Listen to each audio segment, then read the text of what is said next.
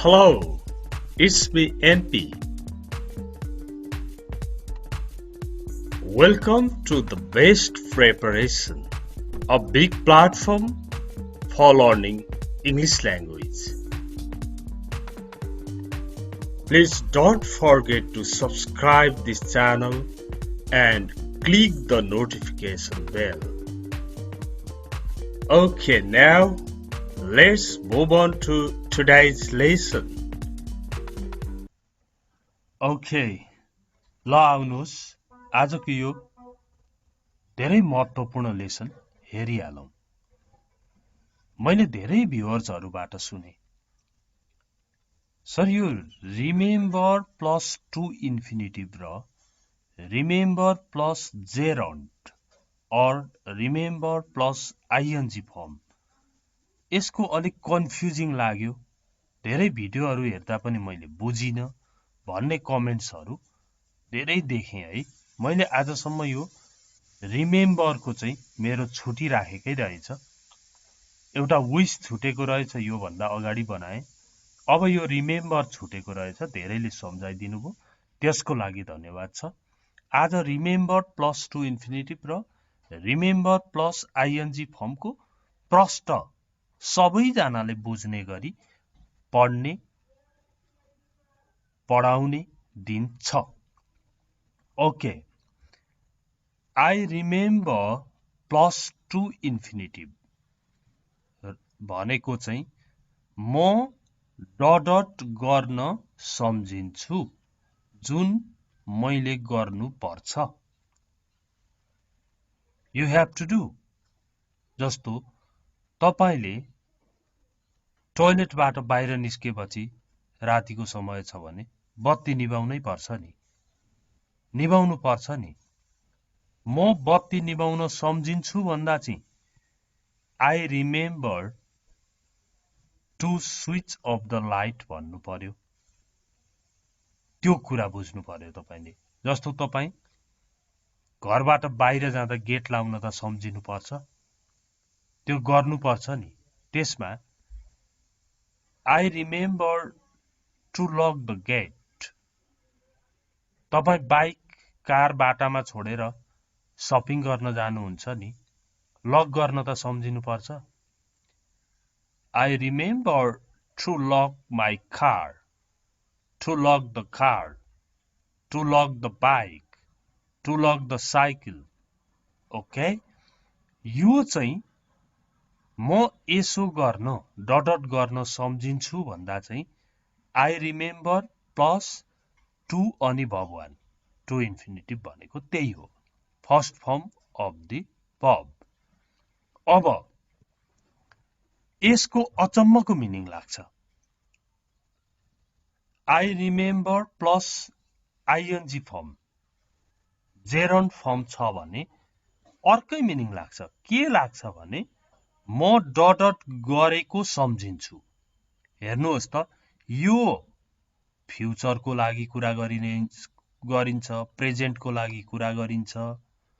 यो चाहिँ बितेको समयमा भएको कामको कुरा गरिन्छ। प्रयोग चाहिँ रिमेम्बर युज गरिन्छ। I remember प्लस आइएनजी म डट गरेको सम्झिन्छु भनेको कस्तो त?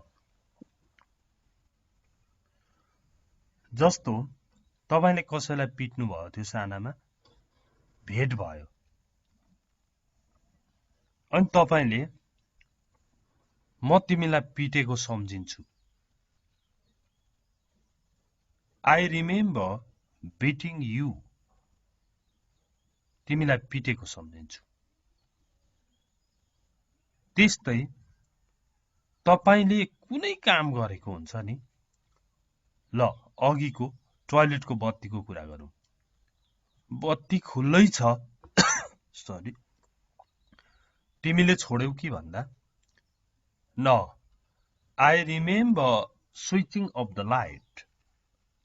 तपाईले त्यो बत्ती निभाइरहँदाखेरि के फिलिङ भएको थियो, त्यो सम्म जोडेर बनाइएको हुन्छ यसलाई।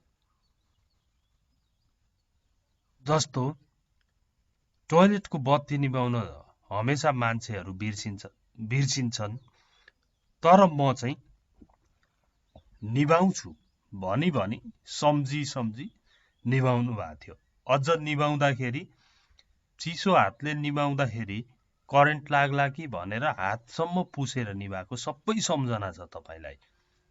अनि तपाईँ भन्नुहुन्छ म त निभाएको सम्झिन्छु।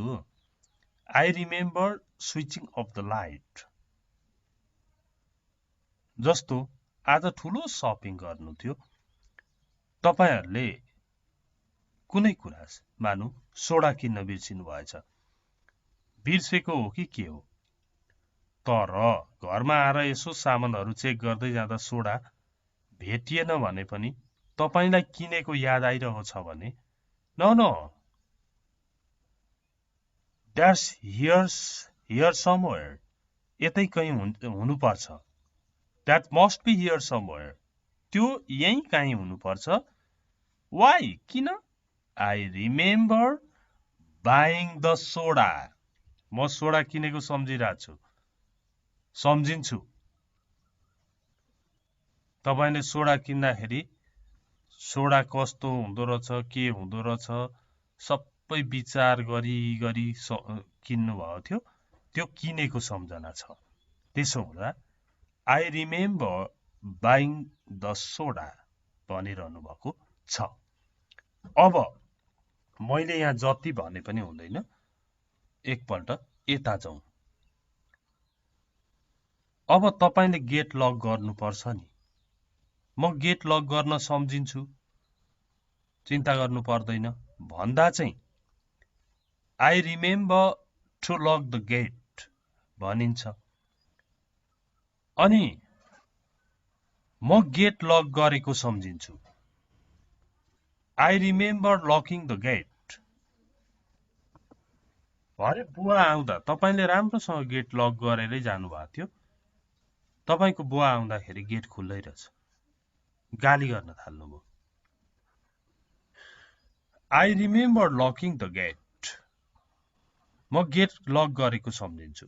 सायद त्यो गेट लक गरिरहँदा त्यहाँ केहीले अल्झाएको थियो होला, त्यो पन्सायोरी, त्यो पन्सा र जुन कुराले अल्झायो एउटा ढुङ्गोले अल्झाएछ अरे। ल गेट लागेन, के भयो भन्दा त ढुङ्गोले अल्झाएछ, त्यो ढुङ्गो उतापट्टि राख्नु पनि भएको छ भने I remember locking the gate, म गेट लक गरेको सम्झिन्छु। ढुङ्गो त्यहीँ छ, हेर्नु त, त्यो ढुङ्गो रहेछ यहाँनेरि, मैले त्यहाँ राखेको, त्यो पन्साइवरी मैले गेट लक गरेको हो भनेपछि I remember to lock the gate र आई रिमेम्बर लकिङ द गेटमा फरक छ कि छैन? I remember to lock the gate means म गेट लक गर्न सम्झिन्छु भयो। I remember locking the gate, म गेट लक गरेको सम्झिन्छु। ओके, निकै जान्नुभयो है। तर लास्टको दुईटा स्लाइडमा स्टपको बारेमा छ, त्यसकारण भइगयो भनेर छोड्नु हुँदैन। अब यहाँ हेर्नुहोस्, म बत्ती निभाउन सम्झिन्छु भन्दा चाहिँ I remember to switch off the light, तर म बत्ती निभाएको सम्झिन्छु भन्दा चाहिँ I remember switching off the light, म बत्ती निभाएको सम्झिन्छु। ओके, अनि हामी धेरै कुराहरू पहिलाका सम्झिन्छौँ नि। आई रिमेम्बर भन्ने यसो यो आइएनजी लगाइदिइहाल्ने। म अब सपोज कुनै ठाउँमा जानुभयो अनि हलुवा बेदहरू खानुभयो अरे। ल म हलुवा बेद खाएको सम्झिन्छु, आई रिमेम्बर इटिङ हलुवा बेद। हलुवा बेद मैले नेपालीमै भने है। अब नेक्स्ट, म चिठी पोस्ट गर्न सम्झिन्छु, I remember to post the letter. म चिठी पोस्ट गरेको सम्झिन्छु I remember posting the letter म चिठी पोस्ट गरेको सम्झिन्छु तिमीले त्यो चिठी पोस्ट गरेनौ कि पुगेन भन्छन् त भन्दा I remember posting the letter किनभने तपाईसँग पेन थिएन अनि एकजनालाई Excuse me sir could you give me your pen भन्नुभयो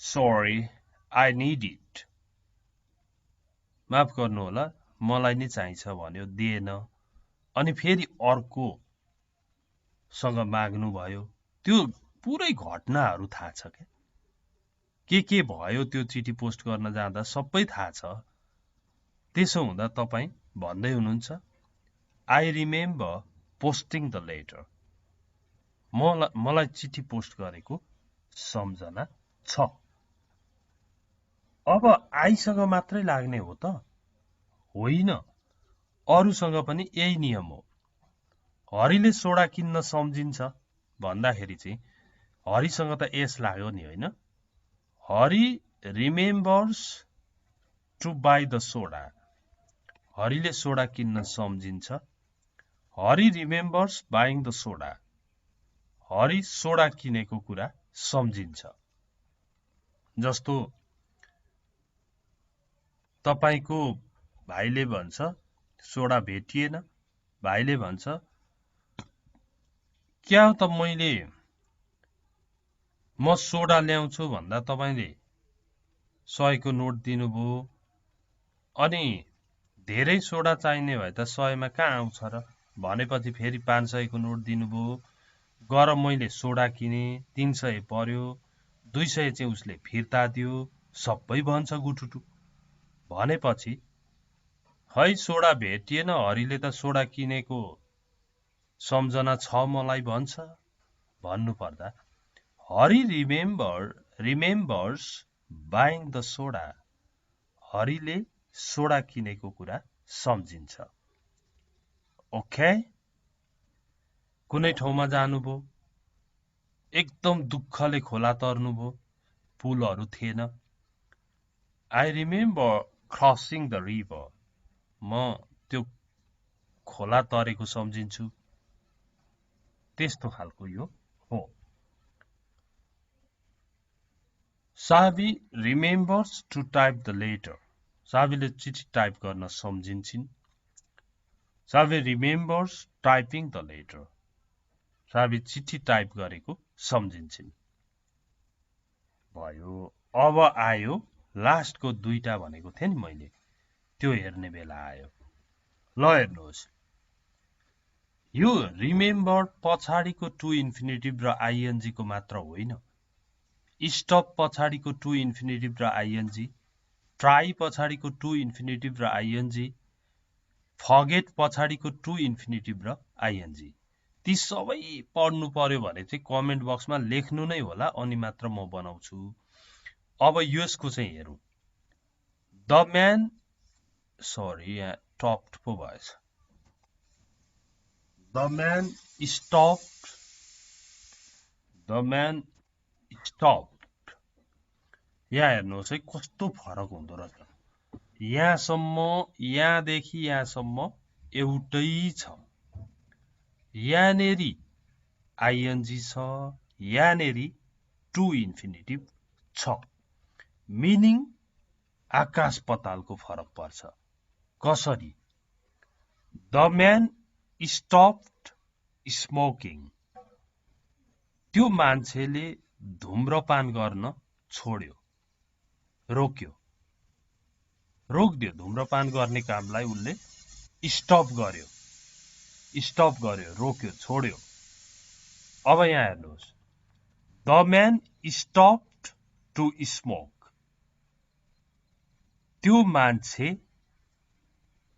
धुम्रपान गर्नलाई रोकियो हेर्नुहोस् त कता गइरहेको थियो उलाई झट्ट धुम्रपान गर्न मन लागेर टक्क रोकियो किन रोकिएछ धुम्रपान गर्नलाई रोकिएछ यसको मिनिङ लाग्यो धुम्रपान गर्न रोक्यो छोड्यो the man stopped smoking smoking गर्नै छोड्दियो तर the man stopped to smoke धुम्रपान गर्नको लागि रोक्यो स्टप गर्यो कति फरक पर्यो आफै विचार गर्नुहोला फेरि हेर्नुहोस् एउटा केटाले तपाईलाई जिस्क्याउँथ्यो तपाई केटो या केटी मान्छे होला सायद एउटा केटाले जिस्क्याउँथ्यो अब त्यो कुरा तपाई बताउँदै हुनुहुन्छ तर तपाईलाई यो आईएनजी र टु इन्फिनिटिभको बारेमा त्यति ज्ञान छैन अनि तपाईले भन्न खोजेको चाहिँ त्यो केटाले मलाई जिस्काउन छोडो भनेर भन्न खोजेको तर तपाईले यो प्रयोग गर्नुभयो भने के अर्थ लाग्छ the boy stopped to mock me त्यो केटो मलाई जिस्क्याउन अड्यो रोक्यो टक्क रोक्यो जिस्काउनलाई भन्ने अर्थ लाग्यो यो the boy stopped mocking me teasing me mocking me त्यो केटाले मलाई जिस्काउन छोड्यो त्यो केटो मलाई जिस्काउन रोक्यो गइरहेको थियो उता मलाई जिस्काउनका लागि रोकियो स्टप गर्यो the boy stopped to mock me okay र मलाई थाहा छ यहाँ पनि यति हुँदा हुँदै पनि के छ कसैलाई एकदमै स्वाद परेको छ रमाइलो भइरहेछ भने कसैलाई चाहिँ बोय केटो स्टप रोकियो मोक भनेको गिज्याउनु जिस्काउनु टिज भनेको जिस्काउनु गिज्याउनु भनेर सबै कुरा मी भनेको मलाई यस्तो गरी पढाइ कहाँ हुन्छ युनिट 1 देखि पढाइ कहाँ हुन्छ धेरै भिडियोहरु नहोस् युनिट 1 देखि बिस्तारै पढ्दै जाउँ भन्न मन लाग्यो भने इंग्लिश लर्निङ होम ELH युट्युबमा खोज्नु भए पनि हुन्छ यो भिडियोको तल म युनिट 1 भनेर लिंक राखिदिन्छु जम्मा युनिट 5 वटा मात्र छन् त्यो हेर्नु होला okay thanks for watching this video see you next time bye bye